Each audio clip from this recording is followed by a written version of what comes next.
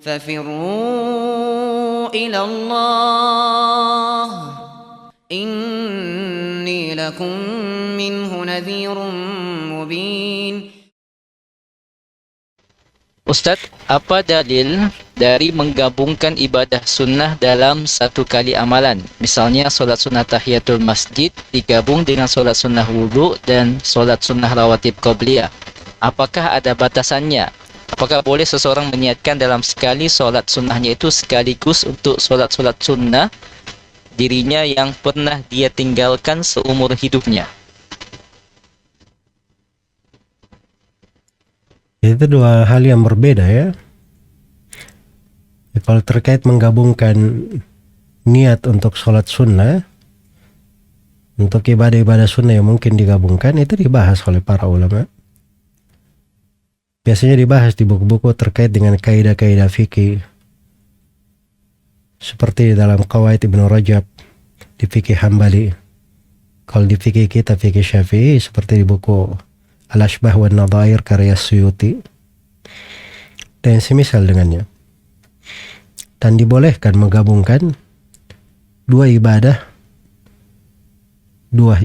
dalam satu niat.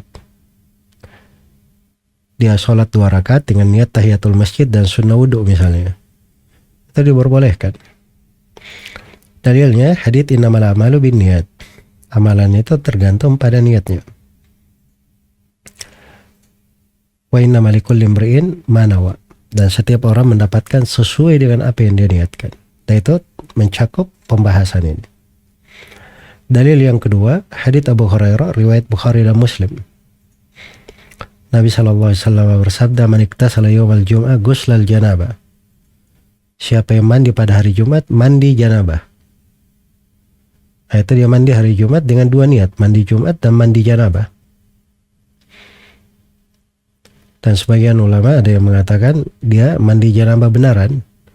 Karena memang disunnahkan pada hari Jumat, seorang suami mendatangi istrinya.